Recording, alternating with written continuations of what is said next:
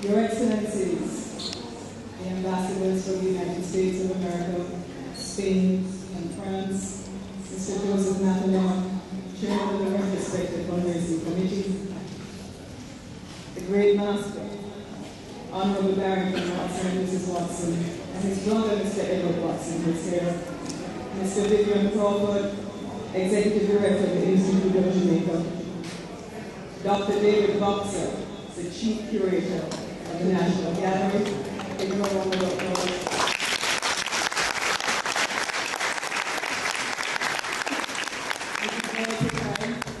The Executive Director of the National Gallery, and all other members of the Gallery, Board of Directors, friends, distinguished ladies and gentlemen, a pleasant good morning to you all. I'm very pleased to stand here this morning. Should look at her watch just to make sure it was in the afternoon. One, because I'm humbled by the work of the great Barrington Watson, which pales in comparison to my presence. But secondly, because this is my first act as the Minister of Youth and Culture.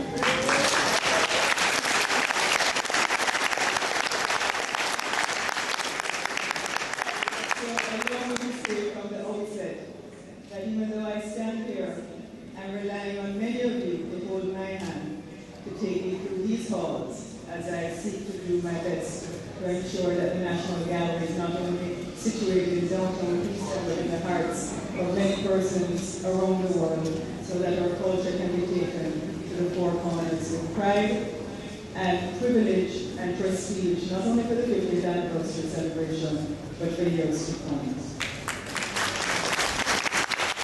I was, perhaps in a former life, I would have seen one of my pictures here on the wall. And I remember perhaps 20 years ago in that former life, I was told, you need to go and have Mr. Watson do a portrait of you. And perhaps maybe it's not too late. Suffice to say, as a young woman walking through these halls and knowing about Mr. Watson,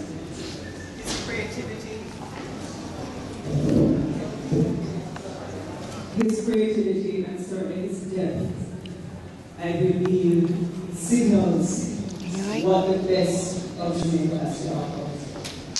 He has undoubtedly captured not only the imagination of our Jamaican people, but the realities of so many different aspects of our lives. Our politics, our women, our men, our work, our flora, our fauna, our myths and storytelling for the ghosts of Samantha.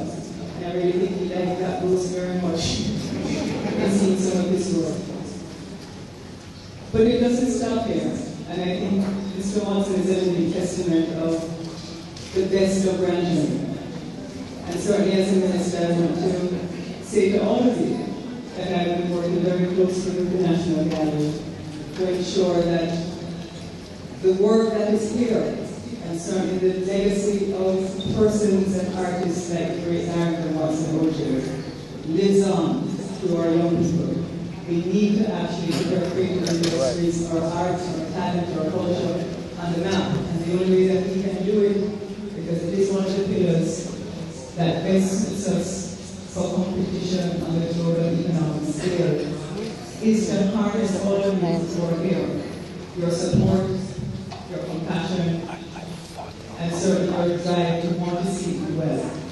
And even though I am government and we set policy to ensure that these things do well, we can't do it without bridging a hand with all of you who are strong supporters, and certainly all of you who are sponsors, and the private sector.